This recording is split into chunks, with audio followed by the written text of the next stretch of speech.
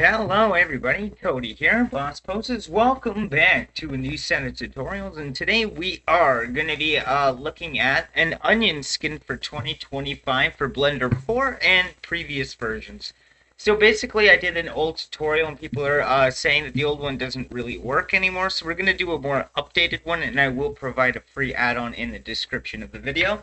So right now I'm just going in and I'm just setting up an animation. So what I'm going to do is just combine two FIXAMO animations using my FIXAMO add-on that you can find on Blender Market. It's called FIXAMO. Just basically allows you to very easily combine two FIXAMO animations without ever having to like push down clips and stuff like that. So if you're interested in that, I can link that in the description of the video as well. But for the meantime, we're going to just get started really quick here. The first thing I want to do is just make sure my character is completely in A pose. So you might notice when you retarget FIXAMO animations that your character is going to clip a little bit, like his arms will be inside his body. I can show you how to fix that. You have to fix the rest position of your character. So I'm going to download this add-on called CATS. That's actually what it's called, C-A-T-S add-on. And then you can download this for free on GitHub. We don't need to worry about anything else here other than Fix model sometimes works really well, and it tells you what it does right there. And then what we're actually going to do is go into pose mode, and we're going to set this character into A mode, or sorry, A pose. So what we're going to do is take our joints here. And mind you, this doesn't, if you already have your animations, you can skip forward a bit to the onion section part, but this is for people that don't exactly have all the animations in place yet, and we just want to do the whole thing in one bang. This will have how we do it. So what we're going to do is start like this, so all the arms are equal, there's no bend in the arm whatsoever. That's complete T pose from A pose. And then what we're going to do is come down, and we're going to make sure we select our dummy armature that's right there. We're already in pose mode, so these options might show different like it does right here. We can either stop pose mode, which we don't want to do, or we can apply as rest pose. Now that's the key thing right here. So all you're going to do is just press A on your keyboard, select all the bones, and apply as rest. Now this will be the default position for your armature. So now if I go into edit mode, you'll notice he doesn't just snap back to A pose. He actually just stays in T pose because that's his rest position. So now this is good to retarget for animation. But the first thing I want to do is combine two FIXAMO animations with my add-on FIXAMO. And to do that, I just need two FIXAMO animations. So what I actually want to do is stop this animation right here that we have selected from moving forward. So as you see, it still has all of its root motion. I want to do that root motion, but I want to keep the up and down on the character because that's really important. And I don't want to have to keyframe the up and down, just where it's going, right? So that just makes life a lot easier. So I'm just going to go to my FIXAMO add-on over here and hit Fix It. Now you'll notice that it renamed it to a different number. That's just in case we add another armature that it doesn't overlap the name. And you'll notice that it plays in place now. Okay, that's good to copy now, right? But first what I'm going to do is just import the next one. So I have this great sword slash. I have my scaling completely off for making action figures, so I apologize for this. If you have it set to millimeters, everything will start importing like really, really large and all that. So if I look now, you're going to notice that we have another slash attack, and I want to combine that at the end of the other one right there. So what I'm going to do as well is hit Fix, and you'll notice this gets changed to a random number as well. Now they both should be playing in place. Now you can combine whatever one you want. So now that I have that one selected, I'm just going to copy all of these keyframes down here. I'm going to go to that other armature right there. Let me just zoom in a little bit. Paste it right at the end. That way you don't have this little in-between. But if your character does kind of flick and like change in an odd direction, push those a little bit further away from each other. So now we can actually go in and delete the old armature that we were working with. Now we should have a completely combined FIXAMO animation that's twice as long. So we have that jump attack, and then it should go into the slash thing. Perfect, and it blends perfectly. So if you're looking for that add-on, that's how simple it is, and you can keep this chain going.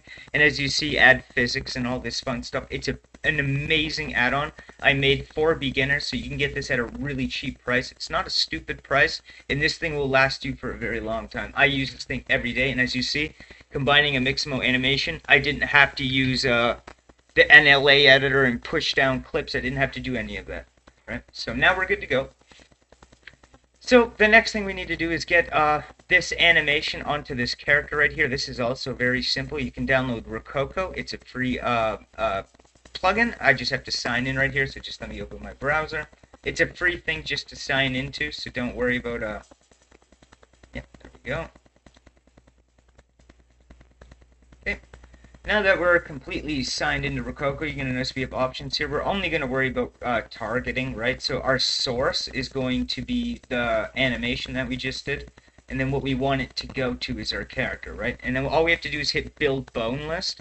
Now keep in mind, this doesn't just work with FBX. I am using an MDL file from Source Filmmaker from Steam. So I just downloaded an add-on to import that. So this works with pretty much everything. XPS, FBX, I'm not sure if you could rig an OBJ. I haven't ever tried doing that, but anyway, but as you see, we have all of the correct bones labeled right here. So we just have to scroll down, and this is where we can actually bind the animation to the target. We can actually do it from rest, which is what we just corrected. So I'm going to hit retarget animation. And as you see now that that's on our character, now our dummy does the whole process and both swing attacks, right? So that looks really good. So now what we can do is actually delete that old armature right there. So now we have just this playing animation, which we will use the onion skin add-on for, okay? So I do want to add a sword in here. So this is how we're going to use the onion skin to determine where it's going. Because what you can actually do with these animations is delete certain keyframes and then just customize them. You don't have to download a FIXAMO animation and then just use that animation. You can customize the hell out of them. And it's a lot of fun with FIXAMO because it just eliminates like an hour of your time from having to push down clips. So we're pretty much done, and I'll also show you guys very quickly how to like actually animate this.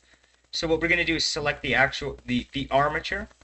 We're going to select the position key. Since it already has the up and down, but not the left, right, and so forth, we just got a keyframe where he's going. So I'm just going to go to frame 0 with my auto keyframe on. I'm going to nudge him right there. He takes about a little quick step, so I'm going to push him up about here. Like that. And then like a big leap.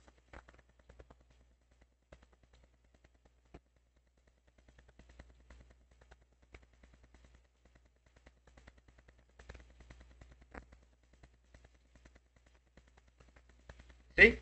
And now we have a complete animation, right? Like that looks really good. So we can absolutely use that. So now he's stopped, and then he's going to take another small step. See his back foot? We always want to keep an eye on the back foot there. So we're just going to push that up a little bit. Right? And that's a bigger step, so it'll probably be about there. And it's all guesswork, right? Unless you have like a rock you can like keep like a marker distance on, and then just like delete it later just to like get some perspective. Remember, his foot was right here on this third block.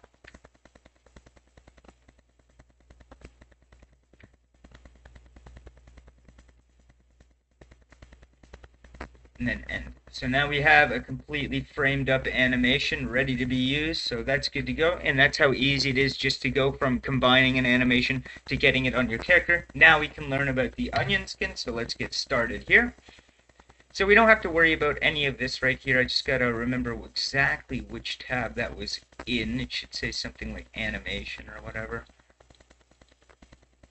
Let me just dig it up here. Sometimes if you have too many add-ons, it actually makes you remove certain ones. But yeah, anyway.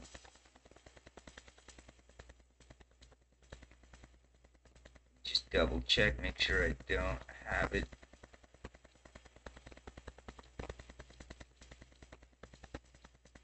Okay. So what I'm going to do is just install the add-on. So you'll download this and you'll install like any add-on through your prefences, your add-ons, and you're just going to install the zip file.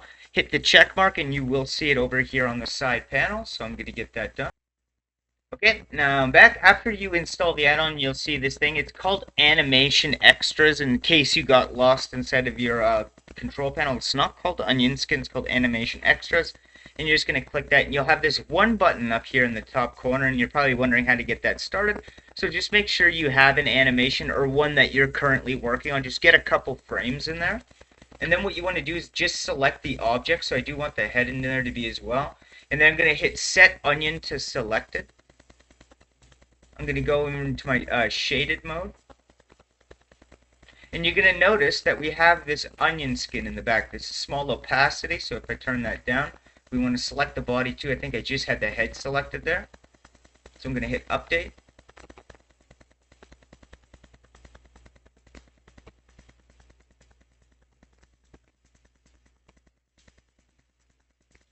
Just select it.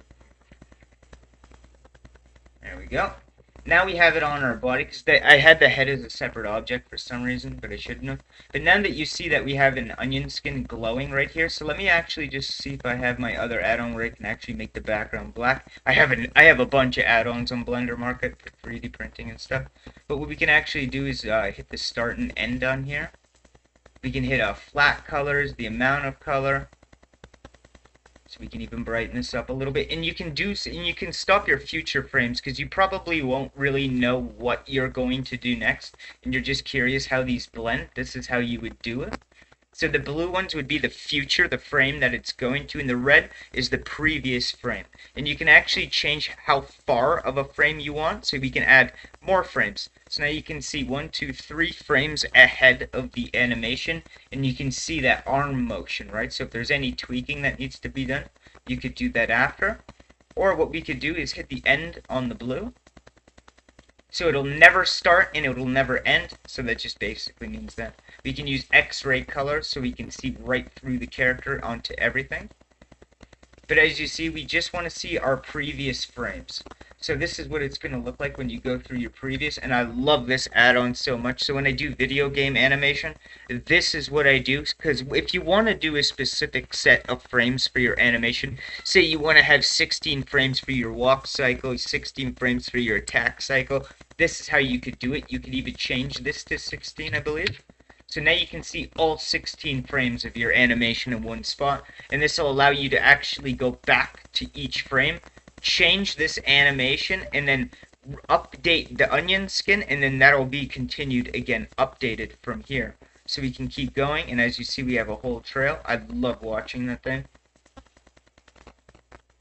We don't exactly need 16, I always go 3. So 3 is about where I need to do. And I'll show you that we can just edit this a little bit. So this neck I want to change. So we can customize the way this neck works.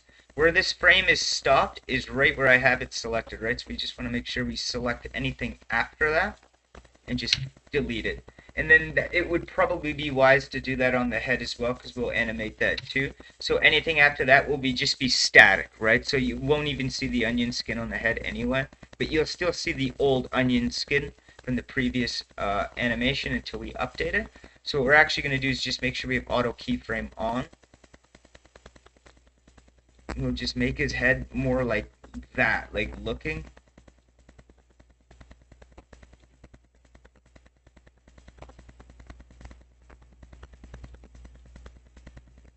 And we can customize the animation like that.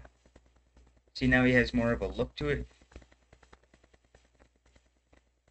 And see how his head drifts off to the side.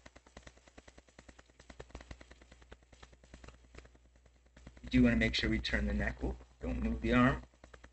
Just right click to go back if you made a mistake. And as you see, now we have a good head animation on that.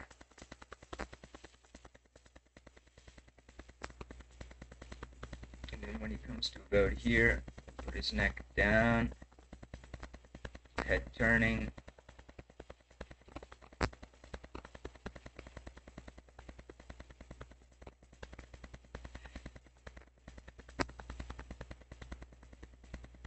That.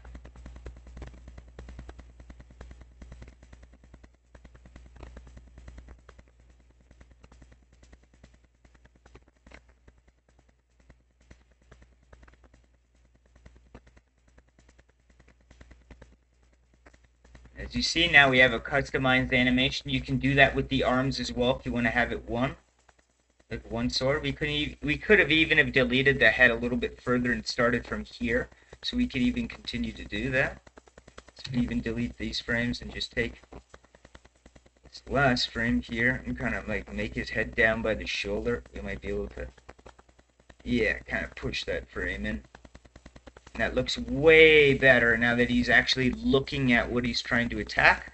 And now what we can do, you'll notice that it kind of threw off the onion skin that we were working with. So now all we have to really do is go back into object mode, select that thing again that we're updating, and just hit the update button up at the top. And it'll just reset from where your new stuff is. And as you see, the neck follows perfectly. Boom. And we can even see the future frames again if you turn this on.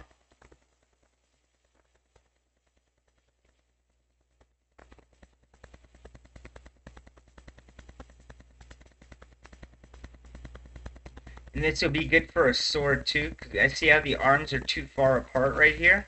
So if I go like this, and I was able to see that because of how many frames are ahead, I can tell that the arms aren't going to get any closer than what they are now. So this is why this is usually a really good, useful idea to have. So what I can actually do from this point is delete off the arms and kind of fix this. And kind of put that hand on the grip of the sword like that, right? If you hold shift and drag, you can move really slow. If you just do it normal, you'll go really fast. So I recommend just doing shift. And just keep rolling the mouse. Even if you go off screen, it'll just come back around. So just like that. See how his hands are on the sword now and they're not far away? But see how the onion skin still shows the hands far apart? So now, again, we would go back into object mode, select that, and hit update. And you should be able to see these change. See how we saw that blue ahead change? That means that corrected perfectly. Now this looks like it's finishing perfectly, right? So he comes in from the swing, and now I can see his hands. So that's why I love this add-on. It makes a huge difference. So even if I don't want to see anything, I can just go like that. And now we can see what we were originally doing. Or we can just hit stop drawing entirely. And it'll stop drawing right there. You can add a space, etc. One more thing I forgot to show you as well as a couple more options here. Draw again. We do have opacity, so we do have in front, so your character will always appear in front, even the objects. So be careful that with the if you have separate objects on your character. If you notice my head's behind, it's because it's putting the body ahead, but it's not physically ahead in the scene. It's kind of like a magnification. It's actually useful in certain cases. Flat colors gives it a little bit of an opacity you can see through, which I like more. You can even change the color of it if you want.